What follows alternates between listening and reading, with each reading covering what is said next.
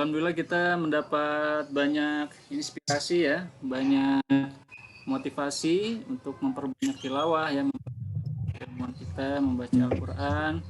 Ya paling tidak seperti kata Ustadz Ruh tadi ya, jangan sampai Qurannya sudah berdebu gitu ya, pojokan, ditinggalkan, tidak Iya. pernah disentuh dan lain sebagainya ya. Karena memang dalam Al-Quran disebutkan juga ya, iya bahwa Quran itu ditinggalkan ya. Al-Quran ini ra'aitu qaumi yattakhidul Qur'ana mahjur. Bahkan Rasul sendiri dalam Al-Quran Ya qaum disampaikan. in ittakhadha hadzal Qur'ana mahjura dalam surah Iya. Al-Furqan. Oh iya dalam surah Al-Furqan ya. Inna qaumi ittakhadhu. Iya. Gimana Ustaz? Lengkapnya Ustaz.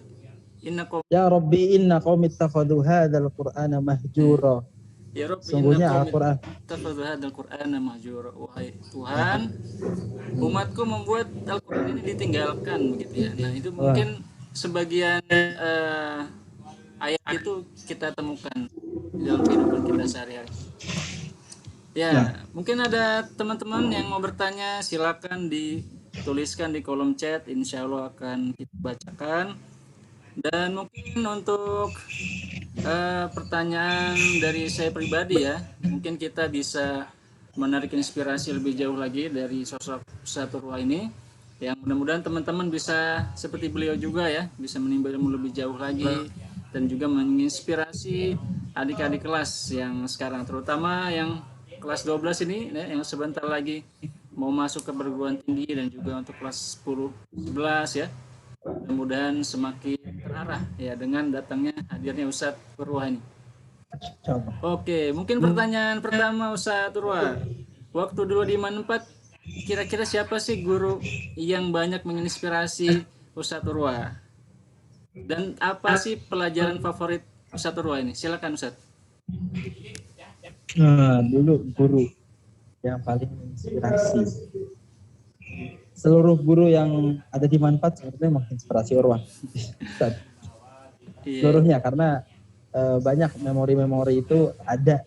Misalnya ada Bu Lisno, terus ada Bu Endah di kelas 2, kelas 3, terus Ustadz Wakaklis, Ustadz Nawawi, Ustadz bahkan Babeh yang jaga Manfaat tuh, itu juga berkesan. Pak Soleh. Terus ya semuanya di every single part di Manfaat itu luar biasa. Sampai mana aja ya? Banyak lah. Semuanya berkesan, Ustaz.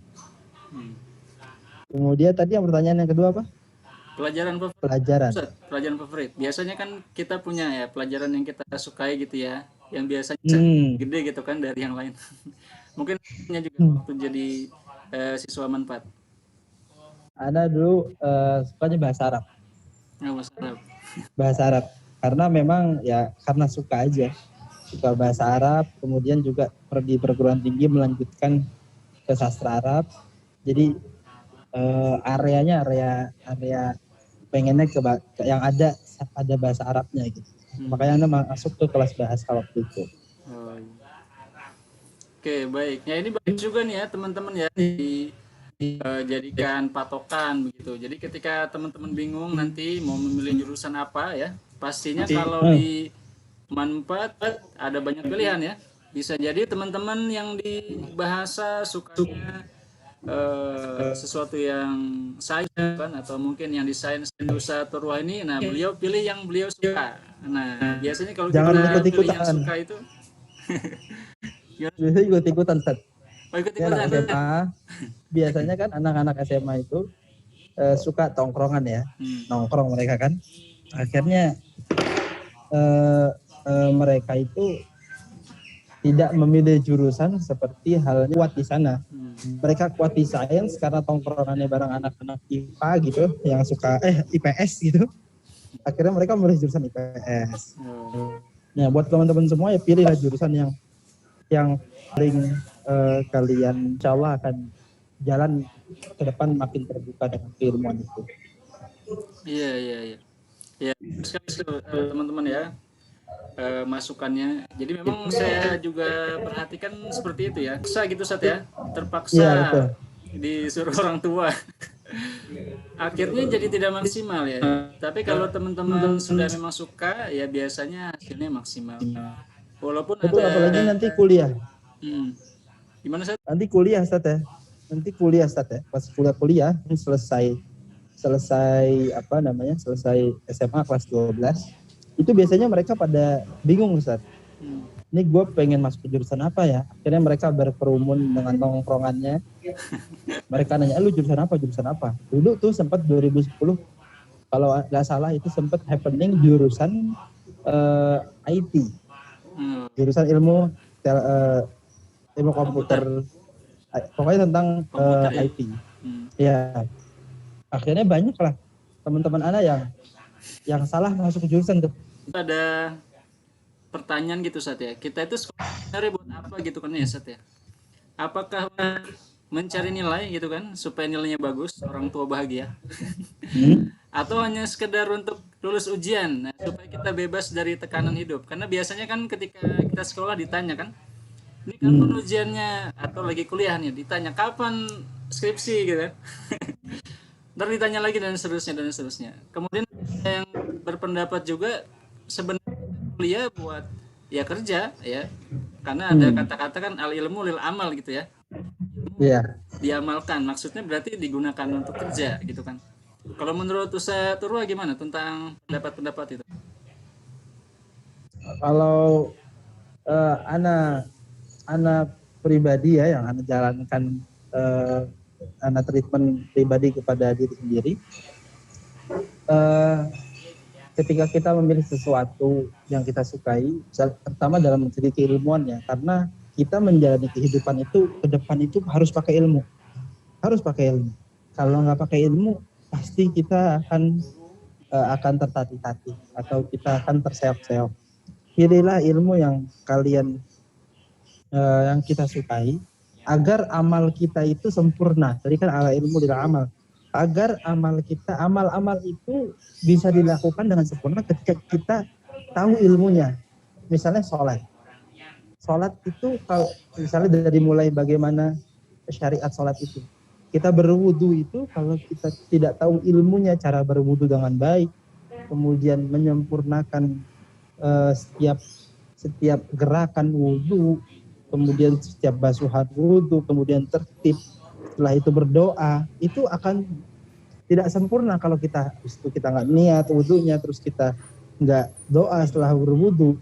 Nah, makanya penting untuk kita menyadari bahwasanya ilmu itu penting untuk kehidupan kita ke depan. Kita nggak sadar hari ini kita misalnya belum tahu apa yang harus saya geluti gitu. Tapi coba mengenal diri sendiri. Biasanya anak-anak SMA itu masa di mana kita tidak kenal sama diri sendiri. Karena kita selalu mencari kesenangan di luar. Ya kan? Anak SMA itu biasanya gitu. Cari kesenangan di luar. Nongkrong sama temennya, pulang malam ketika ya Anda juga gitu dulu.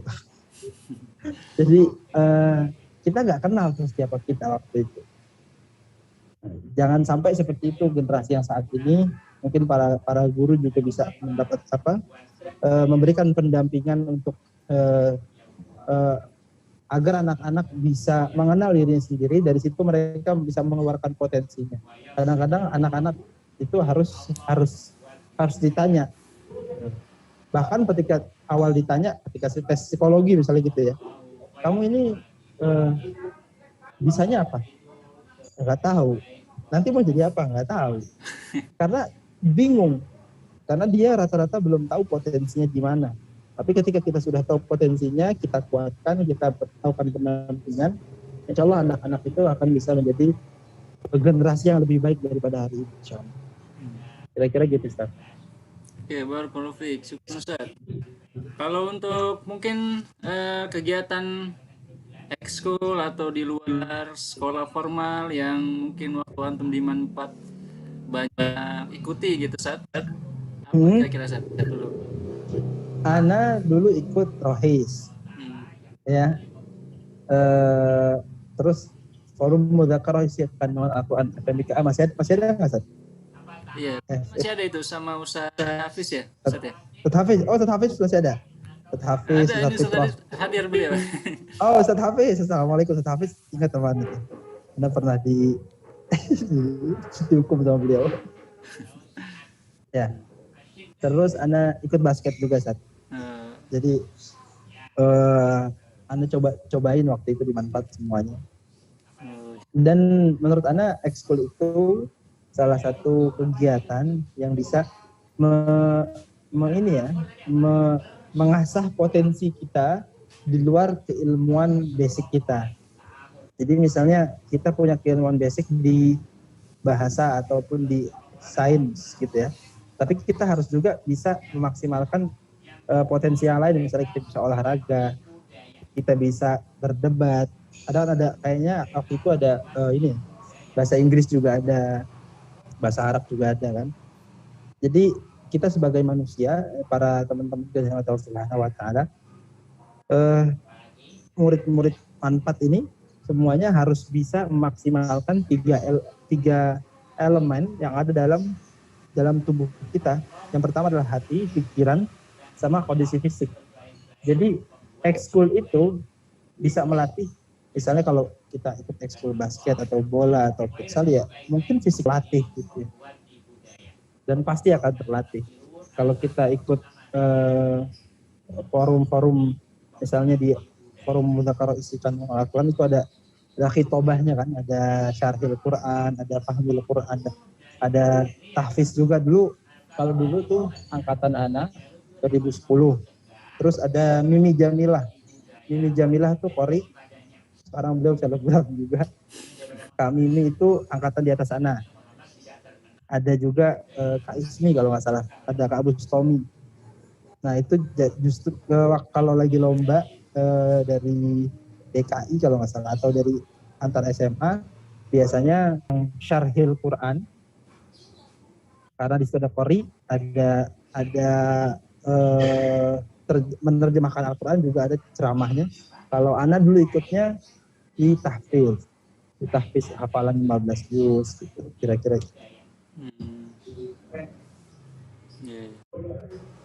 Halo. Oke, baik. Terima kasih, Sar. Ya, itu jadi ya teman-teman ya, gambaran pentingnya kegiatan non formal ya teman-teman yang punya waktu luang. Kalau di Manfaat diwajibkan ya untuk mengikuti ekskul. Nah, itu bagus sekali ya, menambah pengalaman ya, menambah wawasan. Seperti Ustaz Purwa ini, beliau 15 juz ya, Masya Allah. Ya mudah-mudahan terus berlanjut ya, generasi-generasi selanjutnya yang bisa melanjutkan. Sebentar lagi juga mau ada lomba lagi nih ya. Oke, Ustaz Purwa, ini ada request nih dari Bu Haja Lisno. Ya mungkin Ustaz Purwa ini sudah berpengalaman ya sedemikian tentang kiroah ini. Nah, mungkin bisa di-share ilmu kiroahnya ke kami tentang macam-macam kiroat, kemudian bagaimana cara belajar kiroat. Karena kan apalagi sekarang di masa pandemi ya, untuk setoran aja kita tahfiz ini banyak yang telekonferensi gitu ya. Sendiri dulu bagaimana prosesnya ketika mempelajari tilawah dan kiroat tersebut? Sekalian Ustazah Lisnur minta dicontohkan seperti apa bacaannya. Silakan. Kalau dulu anak kan emang SD di pesantren di Kudus, hafalan di Kiai Haji Arwani Amin di Kudus. Kemudian lanjut di SMP, sekarang sambil namanya almarhum. Kemudian ya pas SMA sih ya di room setoran aja, ada ustadz yang anak bisa sambangin untuk setoran hafalan, karena kalau enggak pasti hilang. Terus ya makin kesini makin ketemu sama para ahli Quran di seluruh dunia. Jadi alhamdulillah beberapa waktu lalu tahun 2019 apa itu Ana ikut konferensi pemuda. Jadi konferensi pemuda dunia di Turki, Indonesia. Itu kumpul 300 orang, ilmunya kafaahnya syar'i semua, anak-anak muda semua, seumur anak semua, umur tahun. Di sana kita bertukar pikiran tentang kondisi negara Muslim yang ada teman-teman dari Rusia, banyak juga dari semua daerah yang nggak kita kenal juga ada datang. Bahkan dari Uighur, teman-teman Uighur juga ada. Mereka luar biasa, teman-teman Uighur itu mereka lari atau meloloskan diri dari Mesir tahun 2012 ketika kudeta Mesir. Dari kudeta Mesir itu mereka ada yang ketangkep dan harus pulang ke Uighur, kemudian ditahan. Ada yang melarikan diri ke Turki. Nah, ini teman-teman kita yang di Turki ini sudah sekitar 8 tahun mereka orang-orang Uighur di sana tidak ketemu orang tuanya. Tapi luar biasa. Jadi setelah anak ketemu sama teman-teman dari seluruh dunia, pemuda seluruh dunia, ternyata setiap setiap negara itu atau setiap pemuda dari negara-negara itu mempunyai visi yang sama ya. Dan ketika visi itu sama itu apa yang dipegang itu Al-Quran Karim. Nah di situ juga ada setoran juga sama beberapa syekh dari Syria, dari Libanon, dari Maroko, ambil insya Allah gitu Ustaz. Mungkin langsung aja tilawah ya. Tilawahnya karena request dari Bu Lisnur surah Al-Baqarah ya. Surah Al-Baqarah tentang puasa mungkin Ustaz. A'udzu billahi minasy syaithanir rajim. Bismillahirrahmanirrahim. Ya ayyuhalladzina amanu kutiba 'alaikumus syiyamu kama kutiba 'alal ladzina min qablikum كما كتب على الذين من قبلكم لعلكم تتقون أياما معدودات فمن كن مريضا أو على سفر فعدة من أيام أخر وعلى الذين يطيقونه فدية طعام مسكين فمن تطوع خيرا فهو خير له وأن تصوموا خير لكم إن كنتم تعلمون شهر رمضان الذي أنزل فيه القرآن هدى للناس وبينات من الهدى والفرقان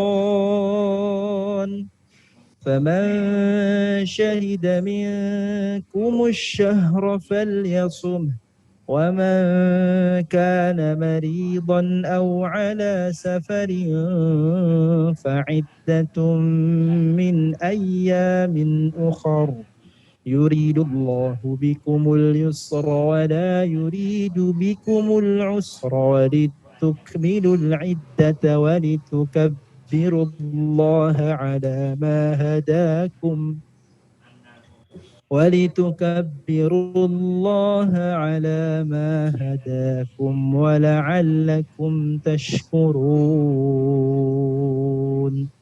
وإذا سألك عبادي عني فإني قريب أجيب دعوة الداعي إذا دعان فليستجيبوا لي وليؤمنوا بي لعلهم يرشدون الله العظيم. Masya Allah, Alhamdulillah. Al-Quran dari beliau yang sangat indah.